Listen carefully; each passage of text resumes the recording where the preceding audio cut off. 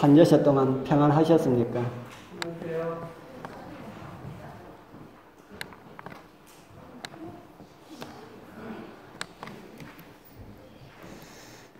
오늘 또 말씀을 사모하는 심령으로 주님 앞에 이르신 우리 여러분들에게 하나님의 성령으로 말미암아 들려지는 말씀을 통하여서 내가 예수를 믿는 이유가 무엇인지 함께 살펴보는 그런 복된 시간 되길 소망합니다. 다른 말로 하면은 교회 다니는 이유가 되겠지요. 여러분들은 오늘 교회에 왜 오셨습니까? 여러분들 무엇 때문에 교회에 오셨습니까? 여러분들 교회 다니는 이유가 어디에 있습니까? 다른 분들이 여러분들에게 왜 교회 다니십니까? 라고 이렇게 물으면은 여러분들은 무엇이라고 대답하시겠습니까? 지난번에 우리 안식교 교과를 하면서 우리 집사님 한 분이 이야기를 하시는데 우리 정장로님이 너무 잘해주어서 그렇게 나오게 되었다는 이야기를 들었습니다. 아직도 정장로님 때문에 교회 다니십니까? 물론 잘해준 사람을 잊어버리는 것도 안 되지만은 우리는 누구 때문에 교회에 다닌다라고 하는 것은 우리는 빨리 끝내야 합니다. 우리가 교회에 다니는 이유를 항상 그곳에 머물러 있어서는 안 된다는 것입니다. 제가 고향 교회에 좀 있었습니다. 우리 고향 교회에서도 제가 사택에 좀 있었습니다. 그곳에 있을 때에 오래 교회 다니신 분이 우리 집사님 한 분이 오랫동안 교회에 나오시지 않아서 우리 집사람과 함께 방문을 갔습니다. 그래서 이런 이야기 저런 이야기 나누다가 집사님 교회 안 나오실 겁니까? 하고 제가 그렇게 물었어요. 그랬더니만은 그분이 뭐라고 대답한지 아십니까? 내가 왜 안 나가? 그러시더라고요. 내가 왜 안 나가? 교회 안 나오시겠습니까? 물으니까 내가 왜 안 나가? 나오신다는 말입니까? 안 나오신다는 말입니까? 나가는 것이 어떻다는 말입니까? 당연하다는 그런 말씀을 하셨습니다. 그러시면서 하시는 말씀이에요. 그러시면서 하시는 말씀이 잘 들으십시오. 그러시면서 하시는 말씀이 내가 지금까지 교회 다니는데 왜 지금 내가 안 나가? 그러시더라고요. 내가 지금까지 교회 나가는데 지금까지 다니는 그것이 아까워가지고라도 내가 안 나가고 안 되지. 잘 하시는 그런 마음을 가지고 계셨습니까? 제가 그때 그 집사님한테 방문 가서 그 물을 때는 제가 30대였습니다. 그 집사님은 지금 제 나이 정도 되었고요. 지금 그분은 고인이 되어 계십니다. 그만한 시간이 다시 흐른다면은 이곳에 우리 제 이상 되시는 분들은 아마 이 자리에 안 계시는 분들이 혹 있을 것이라 하는 생각이 듭니다. 우리 사랑하는 성도님들, 오늘 주어진 말씀을 통하여서 내가 왜 예수님을 믿고 살아가는지, 내가 왜 교회에 다니는지 그 이유 하나만은 분명하게 이해를 하시고 돌아가게 되길 소망합니다.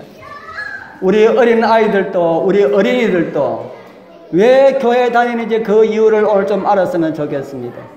우리 어린이들 교회 왜 다녀요? 교회 왜 다닙니까? 내가 이름을 잘 몰라서 이름을 앞으로는 이제 적어가지고 와야 되겠네. 우리 교회 왜 다니는지 모르겠지요? 오늘 이제 그 이유들을 좀 깨닫고 그렇게 돌아갔으면 좋겠습니다.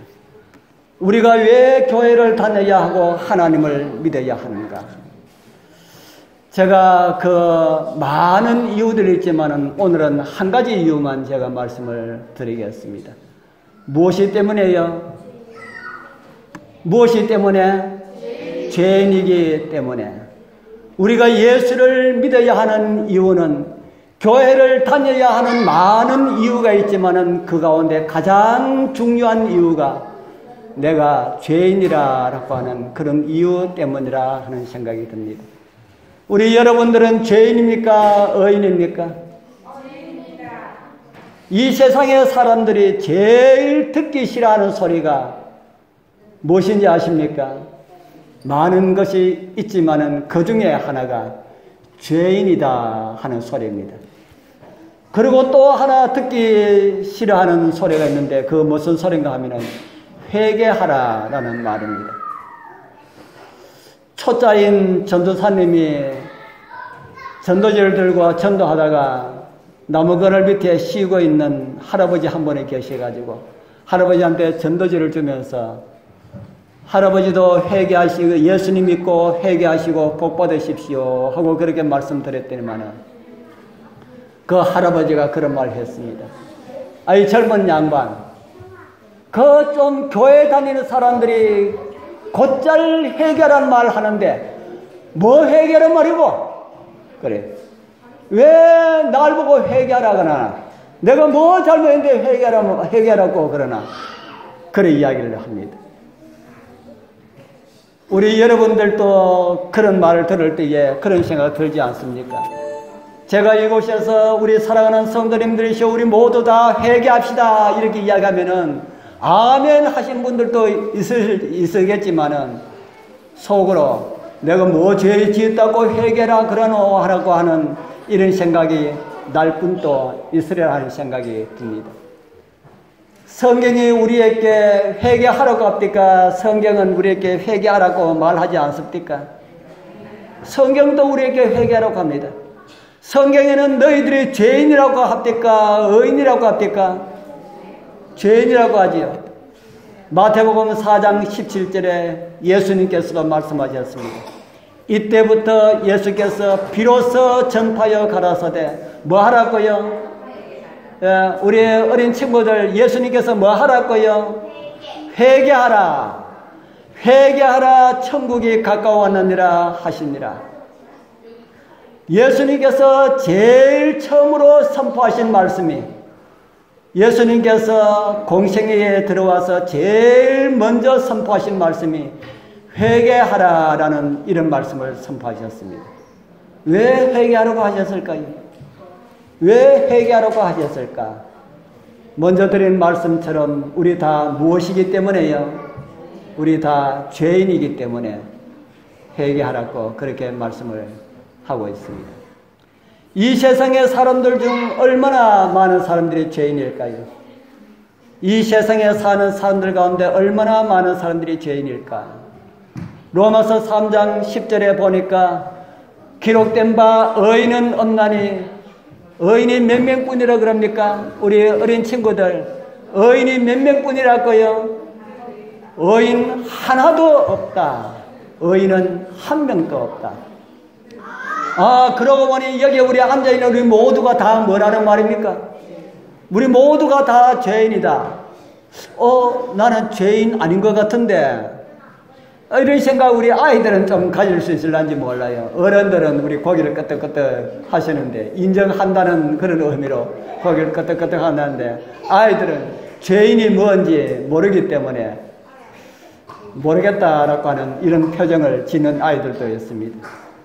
오늘 로마서 3장 10절에 있는 이 말씀은 사도 바울이 시편 14장에 있는 말씀을 인용한 말씀입니다. 구약에서도 신약에서도 지금 오늘날 세상에서도 이 세상에는 의인이 없다. 의인이 없대 몇 명도 없다고요? 의인이 없으되 한 사람도 없다. 그러면은 우리가 언제부터 죄인 되었습니까? 여러분들이 도둑질을 했습니까? 폭행을 했습니까? 아니면 사기를 쳤습니까? 우리는 그런 죄 지은 것이 하나도 없는데 왜 죄인이라고 말하고 회개하라고 할까? 그 사실부터 우리는 분명한 이해를 해야 합니다. 죄가 어디서부터 시작되었다고 들었습니까? 제가 그런 말씀을 한 2번 드린 것 같은데 죄가 어디서부터 시작되었다고 그랬습니까? 우리는 모든 것의 시작이 있는 곳으로 우리는 자주자주 가보아야 합니다. 그곳에는 모든 것이 시작이 있기 때문입니다. 에덴 동산이지요. 창세기 2장 15절에서 17절에 있는 말씀, 우리가 많이 읽었고 앞으로도 많이 읽을 말씀입니다.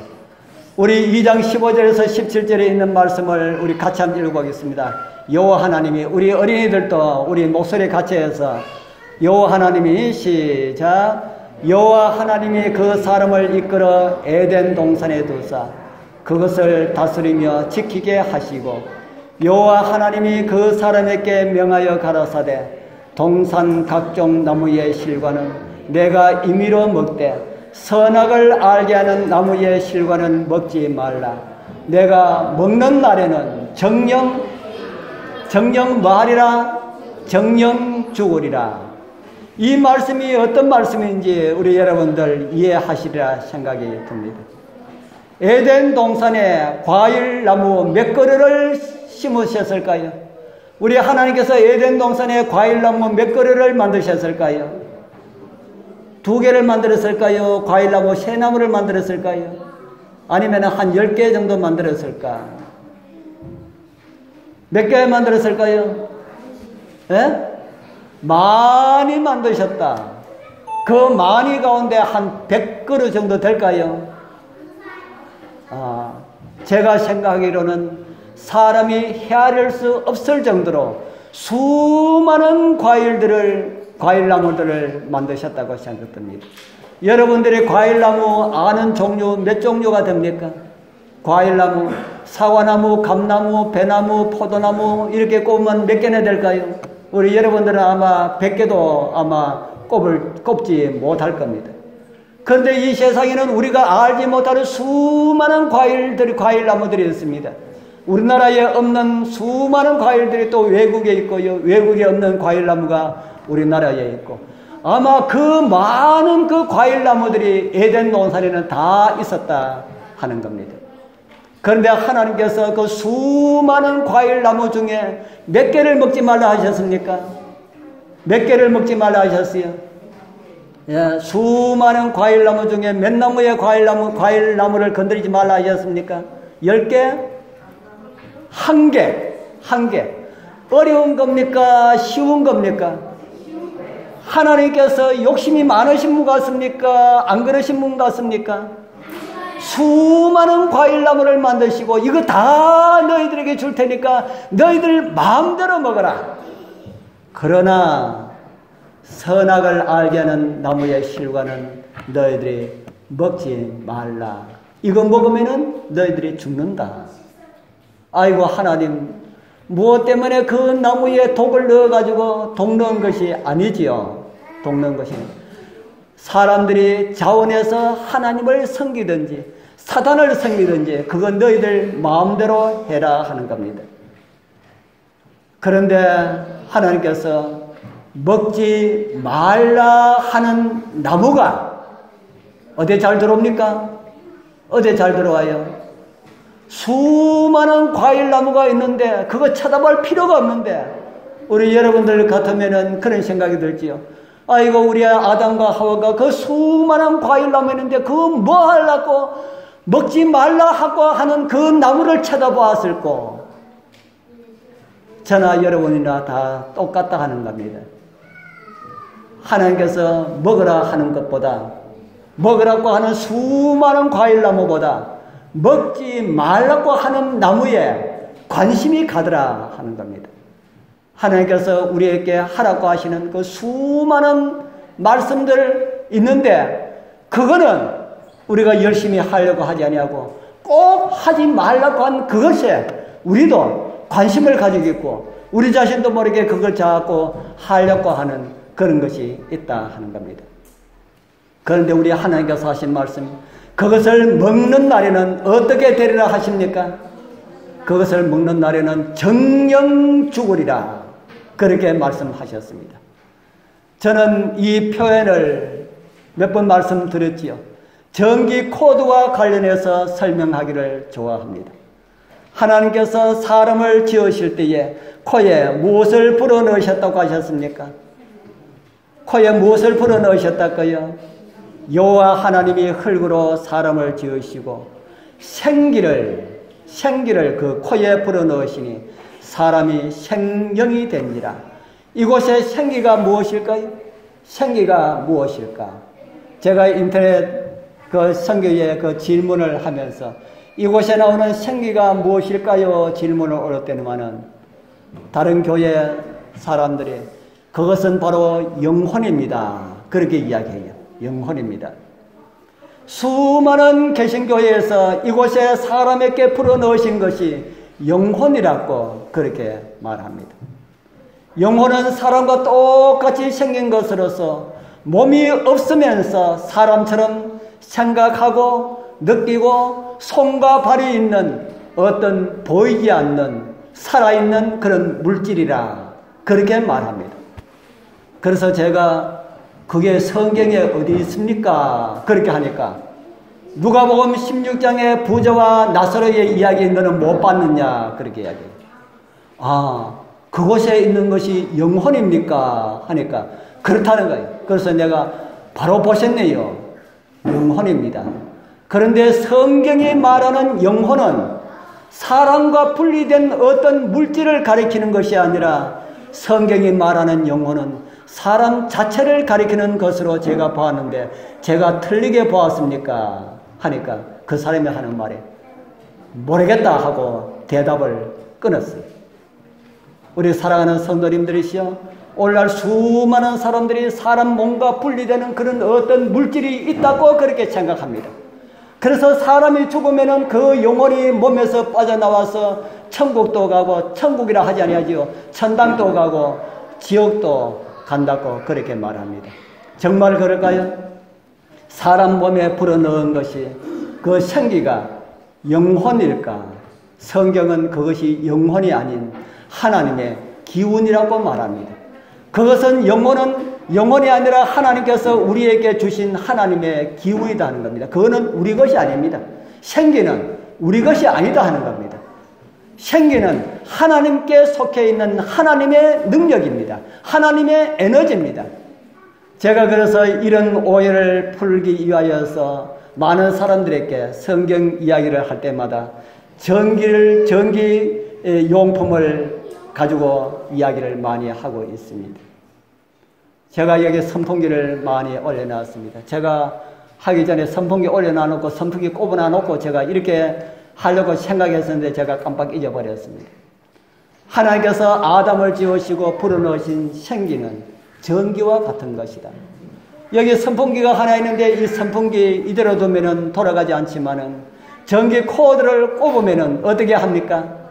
전기 코드를 꼽고 스위치를 누르면은 돌아가지요. 사람을 지으시고 전기 코드를 꼽으시고 산 사람이 되게 하셨다라는 말입니다.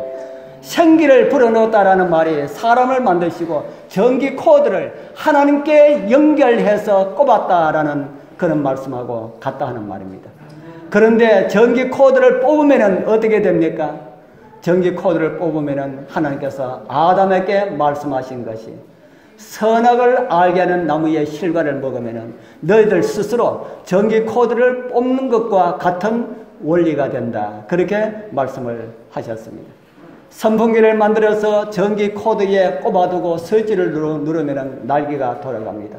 이런 상태를 산 사람이라 하는 겁니다. 우리 이 자리에 앉아 계시는 우리 여러분과 똑같은 그런 모양이 아니라 모양과 비슷한 그런 모양입니다. 그런데 전기 코드가 뽑히면은 어떻게 됩니까? 전기 코드 여기 선풍기가 있는데 전기 코드가 꼽으면은 막 돌아가다가 스위치를 딱 끄면은 어떻게 돌아갑니까? 이런 뭐지요? 우리 좀 이따 뭐 맛있는 거 하나 줘요. 왜냐하면 바른 대답을 했기 때문에. 전기 코드가 빼면은 스위치를 끄면은 선비가 딱 섭니까? 돌아갑니까? 돌아가요. 뭐까지 돌아갑니까? 그 주어진 힘이 다할 때까지 돌아갑니다. 그게 오늘 여러분과 저의 모습이라 하는 겁니다. 우리는 전기 코드가 뽑혀졌지만은 언제까지 숨을 쉬고 살아갑니까? 그 힘이 닿을 때까지 하나님께서 주신 그 에너지가 이미 뽑혀진 그 에너지가 닿을 때까지 돌아간다 하는 겁니다. 그래서 아담과 하와는 그것을 모르고 사단의 미혹에 빠져서 선악을 알게 하는 나무의 실과를 먹고 죽은 사람이 되었습니다. 여기에 죽은 사람이라 하는 것은 선풍기의 코드가 뽑힌 사람이 되었다 하는 겁니다. 성경은 그런 사람을 일컬어서 죽은 사람이다 그렇게 말합니다. 선풍기 코드에 꼽혀 있어서 돌아가는 선풍기, 죽은 이미 뽑혀진 그 선풍기가 돌아가지만은 그 선풍기는 언젠가 서기 때문에 그 선풍기는 죽은 선풍기다 하는 겁니다. 정말 죽은 선풍기 맞습니까? 다시 하나 물어보겠습니다.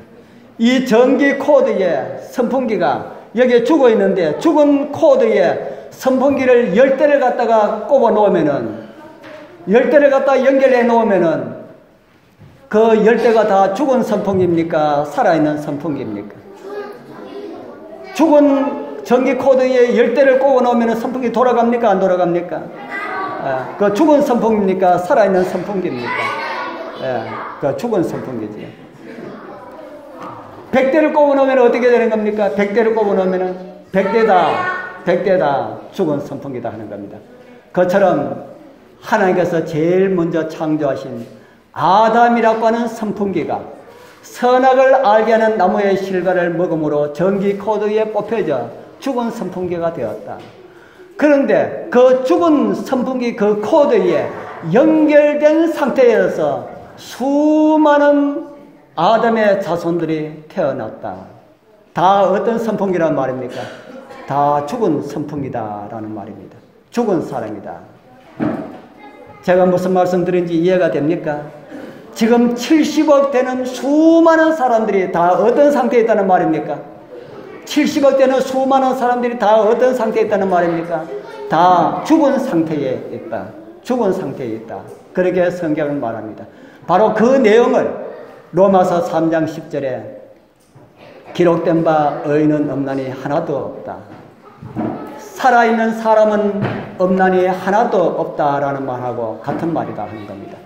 전기 코드에 뽑혀진 선풍기가 돌아가다가 서는 것처럼 우리 사람들도 돌아가다가 다시 말씀드린다면 살다가 다 숨이 멈춘다 하는 겁니다. 그 상태를 세상 사람들은 죽었다 그렇게 표현하지. 성경은 죽었기 때문에 호흡이 멈춘다고 가르쳐주고 있고요. 죽었는데도 죽을 줄 알지 못하는 그런 사람들이 이 세상의 사람들이다 하는 겁니다. 선풍기 코드가 뽑혔는데도 자기는 돌아가기 때문에 뽑힌 줄 압니까? 모릅니까? 뽑힌 줄 모른다는 겁니다. 선풍기는 좀 바보스러워가지고 코드가 뽑혔는데도 자기가 돌아가니까 나는 지금 뭐하고 있다? 나는 지금 살아있다. 이런 모습이 오늘날 이 세상에 하나님을 알지 못하는 수많은 사람들의 모습이다 하는 겁니다. 하나님의 생명에서 떨어져 있으나 숨쉬고 있기 때문에 죽은 줄을 알지 못하고 살아가는 사람들에게 무엇을 가르쳐줘야 됩니까? 코드가 뽑혔다고 가르쳐주기 위하여서 오신 분이 바로 예수님이십니다. 이 세상 사람들 가운데 유일하게 코드가 꼽혀진 상태로 태어나신 분이 바로 예수 그리스도이십니다. 예수님께서는 태어나실 때부터 하나님의 생명에 연결된 상태에서 태어났습니다. 저와 여러분들은 태어날 때부터 하나님의 생명에서 끊어진 상태에서 태어났습니다. 예수님은 어떤 상태에 태어나셨다고요? 예수님은 어떤 상태에 태어나셨다 그랬습니까? 이 선풍기로 말하면은 전기 코드에 꼽혀진 상태로 예수님은 태어났고 우리는 어떤 상태에서 태어났어요? 우리는 선풍기 코드에서 꼽혀진 상태에서 태어났다. 그래서 다 죽은 상태에서 태어났다. 그래서 그런 것을 모르고 살아가는 사람들에게 예수님께서는 그 사실을 가르쳐주기 위하여서 오셨다 하는 겁니다. 그래서 마태복음 4장 17절에 이때부터 예수께서 비로소 전파하여 가라사대 회개하라 천국이 가까웠느니라 하시니라. 그래서 우리 주님께서 공식으로 복음을 전하는 그 첫 말씀이 회개하라라는 이런 말씀입니다. 회개하라라는 말씀은 어떤 말씀일까요? 회개하라. 회개가 어떤 말일까요? 회개. 회개가 알아야 회개를 하지요. 여러분들 회개가 무엇입니까? 회개를 모르면 우리 회개하고 싶어도 못 하잖아요. 회개라는 말씀 성경적인 의미는 가던 길을 돌아서라라는 말입니다. 어디서 돌아서랄까요? 가던 길에서 돌아서라. 전기 코드가 뽑혔는데도 그것을 모르고 살지 말고 어디에 꽂고 살아랄까요? 하나님의 생명선에 전기를 꽂고 살아라. 그래야 숨을 쉴 수가 있지. 전기 코드가 뽑혀있는데 너희들이 숨을 쉰다고 해가지고 제대로 숨을 쉴 수가 있느냐. 그렇게 주님께서 말씀하셨습니다. 우리 사랑하는 성도님들, 죽은 생명으로 이 세상 한 세상 살다가 그렇게 가시겠습니까? 병원에서 출생하여서 세상 빛도 보지 못하고 숨지는 아이들이 참 안타까워합니다. 우리는 그런 소식 들을 때마다 참 안타까워하고 있습니다. 세상에 태어나서 빛도 보지 못하고 죽은 생명을 안타까워하는 그런 사실을 우리는 잘 알고 있습니다. 그러면서도 죽은 생명으로 태어났다가 복음을 받아들이지 못하고 죽은 생명으로 끝난다면 저와 여러분들은 그 어린 아이보다 더 나은 생명이 아니다 하는 겁니다. 오늘 우리 주님 앞에 이르신 우리 여러분들은 다 전기 코드가 뽑힌 상태로 숨을 쉬게 하여서 코드를 꼽으려고 그렇게 나오신 줄 믿습니다. 살라고 말씀하신 주님의 말씀을 다 받아들이시고 다 산 목숨으로 살아가게 되길 소원합니다. 그리고 죽은 상태로 알지 못하고 살아 숨쉬고 있다고 생각하고 있는 수많은 사람들에게 예수님 믿고 살라고 하는 그런 생명의 복음을 함께 전하는 일에 우리 모두가 다 참여하게 되길 바랍니다. 우리가 즐겨 부르는 찬미 116장에 보면은 자비로우신 주 하나님이라고 하는 이런 찬미가 있습니다. 우리 여러분들 이 찬미 좋아하십니까? 1절만 우리 한번 같이 불러보겠습니다. 자비로운 주 하나님 날 구원했으니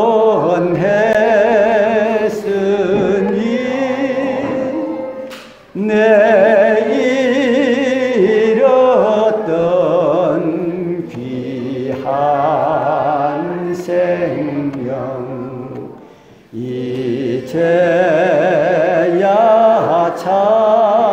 찾았네. 이 찬미의 원래의 가사는 이렇습니다. 나 같은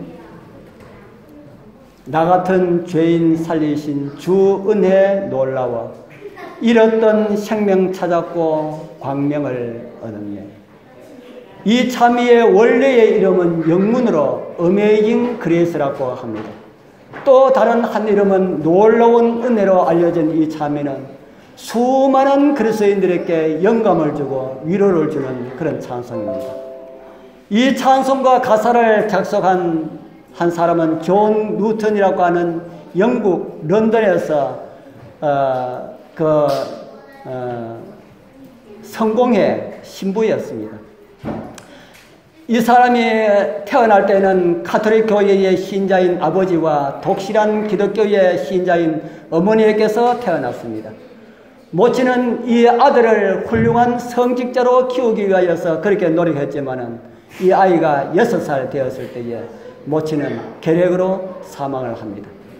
이 아버지는 배를 타는 사람이었는데 어떤 배를 탔나 하면은 노예선을 타는 사람이었습니다. 노예선은 어떤 배였나 하면은 아프리카에 가서 사람을 잡아다가 노예로 파는 그런 사람이었습니다. 나쁜 사람이었어요? 좋은 사람이었어요? 아주 나쁜 사람이었지요. 그래서 이 존 뉴턴은 자기 아버지를 따라서 노예 배를 타다가 이 존 뉴턴이 어른이 되었을 때는 아버지의 뒤를 이어서 노예선의 선장이 되었습니다.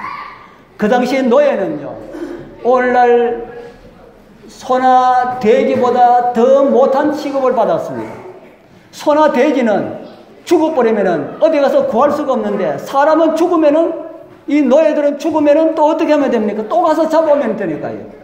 그래서 짐승보다 더 못한 그런 대우를 받았습니다. 그런데 이 노예를 팔고 사고 하는 이 일을 하다가 이 사람이 1748년 5월 10일 일대 전기를 맞이합니다. 바닷가에서 폭풍을 만나서 배가 좌초될 그런 위기에 빠집니다. 그때 그는 하나님께 생전 처음으로 기도를 해봤다고 합니다. 자기 어머니가 기독교의 독실한 그런 기독교의 신자였고 아버지가 가톨릭교의 신자였지만 아버지는 별로 신앙이 없었어요.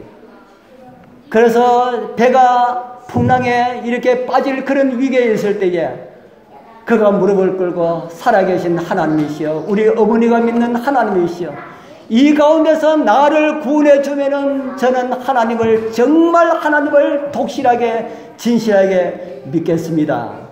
그렇게 그곳에서 그런 기도를 드렸어요.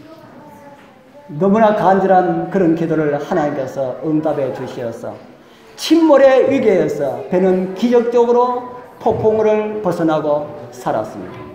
그래서 이 존 루터는 하나님을 잘 믿기 위하여서 노예, 그 선장, 그 일을 버리고 자기가 옛날에 꿈꾸었던, 어머니가 그렇게 하기를 꿈꾸었던 그런 학업을 계속해서 성공회의 사제가 되었습니다.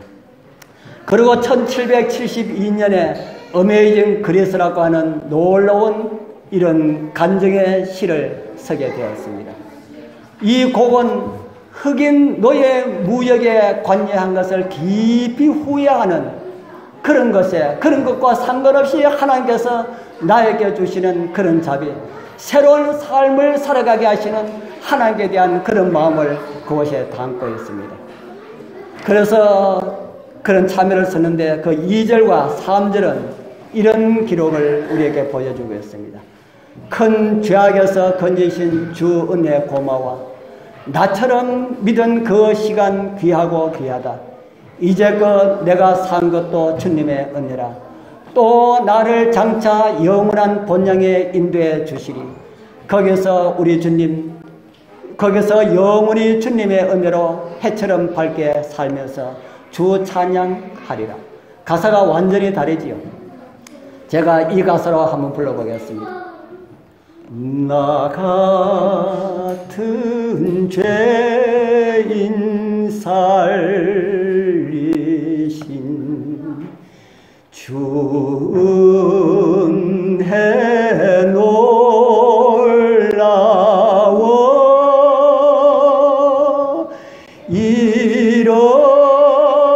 잃었던 생명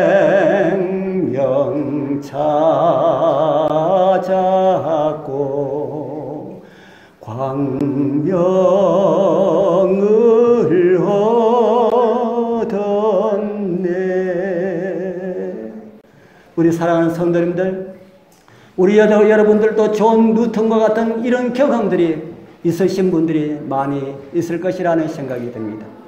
우리를 죽음에서 구원하신 주님의 사랑을 여러분들 잊지 마시길 바랍니다. 다시 살게 하신 하나님의 섭리를 따라서 우리도 변화된 삶으로 하나님의 사람들답게 살아가는 연습을 하면서 살아가게 되길 바랍니다.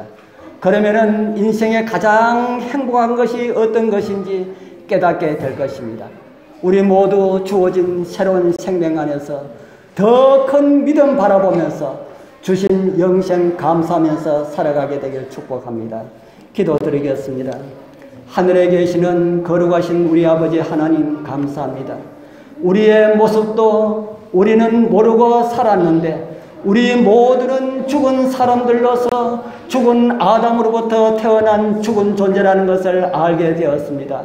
우리를 불쌍히 여기시어서 이제 믿음 안에서 주신 생명을 잘 간직하고 그 생명을 알지 못하는 사람들에게 전하면서 살아가게 하옵소서. 예수님 이름으로 간절히 기도드리옵나이다. 아멘.